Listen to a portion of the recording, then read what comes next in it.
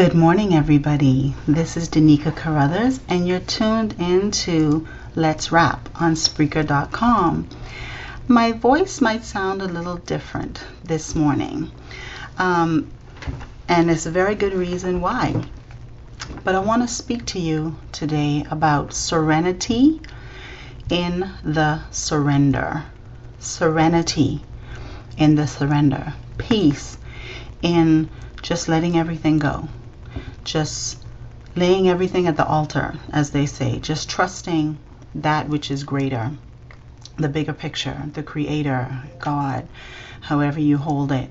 You know, I was on my way here, and I apologize for coming on a little later than usual this morning. But as I was on my way here to do the podcast this morning, I witnessed a very serious car accident. And as I passed it, I noticed a young girl, come out of the car, and there was blood draining all down her face. And Spirit said, turn around and go back. And so, I was obedient. I was on my way here, but, you got to listen when that voice asks you to do something. And so, I made a U-turn at the light and turned around and just parked my car on the side. And, when I got out immediately, I just started praying. And I just started covering them in prayer with love and healing, and just calling on the angels and calling on God, to assist them. But what is so ironic is right before I witnessed this accident, as I was driving, I'm going through a major transition in my life right now. There's some repositioning that is happening, and I recognize what's going on. And even though, I could be tempted to, get anxious and nervous and worry about it, I choose to be in a place of total surrender with this situation. And so, as I was driving, coming here to do the podcast and just meditating about what I was going to talk about, which actually changed after seeing that accident, but I was going through my situation, and I said, okay, well, if this happens, then what's the worst that can happen? Okay, and then if that happens, then what's the worst that can happen? And so I took it way down to the last possible thing that I could think of as the worst thing that can happen. And then I changed it. I said, okay, so now what is the best thing that can happen? Okay, and then if that happens, then what is the best thing that can happen out of that? And, I did the same process with the best thing that could happen. And as I was going through that process of what is the best thing that can happen, I felt my energy shift right away. I felt the smile come on my face, and, I felt a peace in my heart after doing that. And right after I had completed that exercise, I drive up on this accident. We get so caught up in the things that are happening in our life. But one of the things that I did say as I was driving, when I finished my what is the best that can happen, the very last thing that I said before I saw that accident was, you know what, if I die today or tomorrow, all of this wouldn't matter anyway. And then I happen up on that accident. And, as I passed the accident, the young girl, she's a teenager, she came out of the passenger side, and I could see the blood just draining down her face. And, she was walking, and she looked like, she was in a state of shock. And by the time I had looped around, she was sitting back in the chair. The fire truck came almost immediately. And by the time that they took her out of the car and put her in the ambulance, they said she was unresponsive. And I looked at that, even as I was standing up there and I was praying for them. I looked at that and I said, God, look at life, Here today, gone today. They used to say here today, gone tomorrow. But, really, it's here today, gone today. And, I'm just holding both of them in prayer. I'm holding both of them in love. The driver's name was Shanice, and the young girl was her sister. So I'm asking you to hold space with me, hold them, in a love space, and pray for healing for them. Shanice was talking, but she was complaining of pains in her chest. And the one thing that she kept saying over and over again was, can someone tell me what happened? Can someone tell me what happened? How did this happen? And as I stood there and I, was praying for her, but I was, trying to calm her down too. And I told her, I said, don't worry about it. I said, just keep calm and, just breathe, just Go within. Don't worry about all the external stuff. But I know one of the things that she was worrying about, because when I stood at the back of the car, I noticed that there was a new car tag on the car. So this was a brand new car. And, you know, she was aware enough to realize, you know, that the car was in a tree. And I know, because I felt it as I was standing there, I felt it, that she was concerned about this car. And I said, you know, we get so caught up in the material things, in the things of the world, not being able to pay our bills, losing our home, losing our car, losing our job, not being able to find a job, not being able to pay for the things that we need or the things that we want. You know, we get so caught up in those things, and we don't give enough consideration to being grateful for the things that we have. You know, I talk about that a lot, and I talk about that a lot because I understand the power in that. You know, so often we focus on the things that we don't have, or the things that are going wrong, or the things that could go wrong, instead of focusing on the things that we do have, and the things that are right, and the things that could be right. And then we live depressed lives, we live unhappy lives, we live sad lives, angry lives, frustrated lives, worrisome lives. And if we would just shift our perspective, and we don't even have to shift it a lot, you know, we can just turn it like 2 degrees. If we would just shift our perspective and allow ourselves to think on the beautiful things, think on the holy things, think on the things that are lovely, and the things that are pure, and the things that are of good report, then we would realize that we have so much to praise, to give praise for, to give thanks for. But what's even more powerful than that is how your energy shifts. And I'm a firm believer that all of this disease and all of this sickness that is in the human bodies of so many people is all connected to the root of stress and worry and anxiety, which are all symptoms of fear. We fear so much, and we fear things that are not even real. You know, many years ago, I heard someone give an acronym for fear as false evidence appearing real.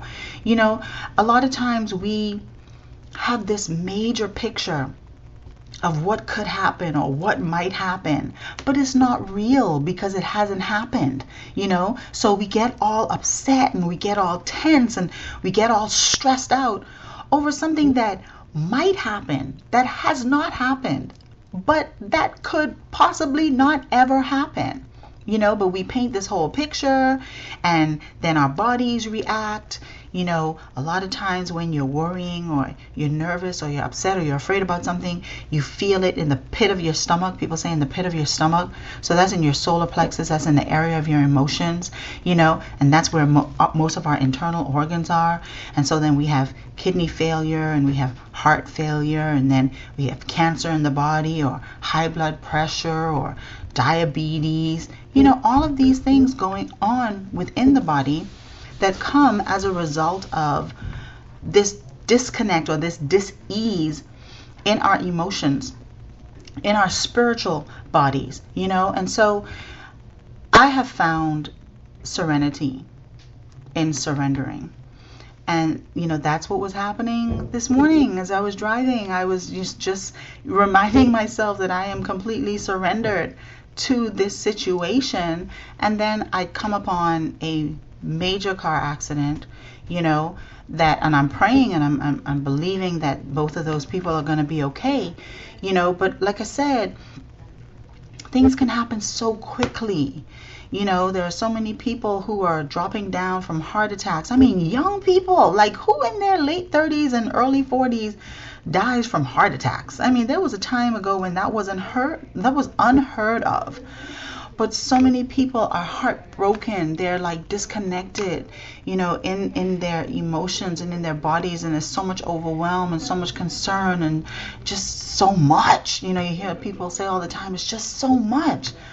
But there's a scripture in the Bible that says to pursue the things that make for peace. Go after, intentionally decide choose to experience peace and to partake of those things that are going to bring peace. You know, and I practice this. I'm a practicer of this.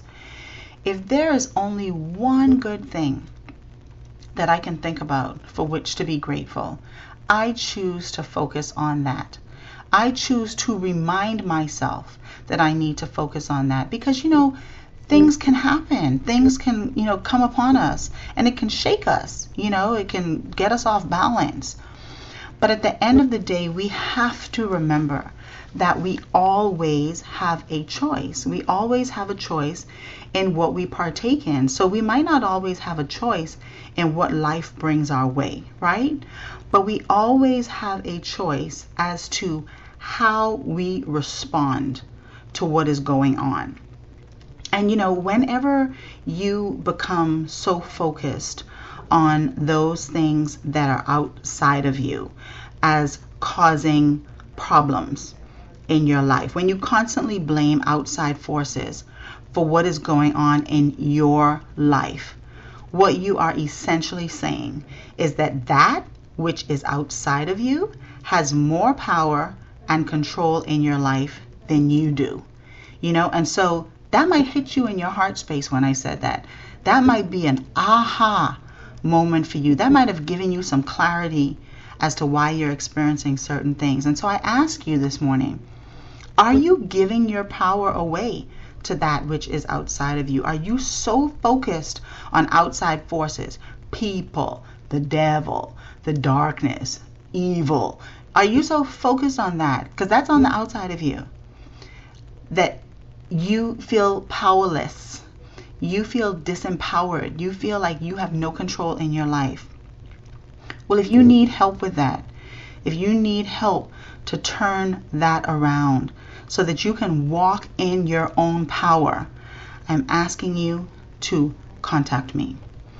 You can reach me at www.danikacarruthers.com.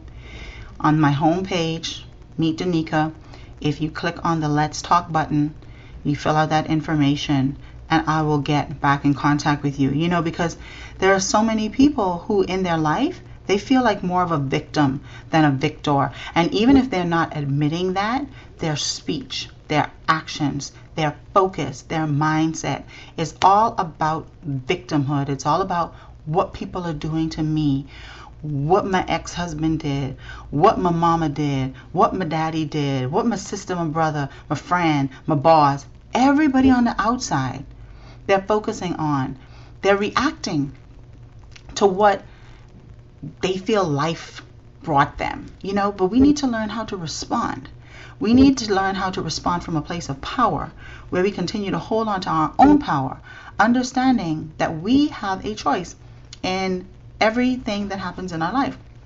We either are participating consciously, we're participating subconsciously, or we are participating unconsciously. So many people are disconnected from themselves, and that's why they're disconnected from everybody around them, because the truth of the matter is, if you don't know how to connect with yourself, you're not going to know how to connect with me. But there's a shift that's happening in the spirit realm where people are understanding. They might not be able to articulate what's going on. They might not be able to put words to the feelings, but people are feeling things. There's a major shift. People are wanting better.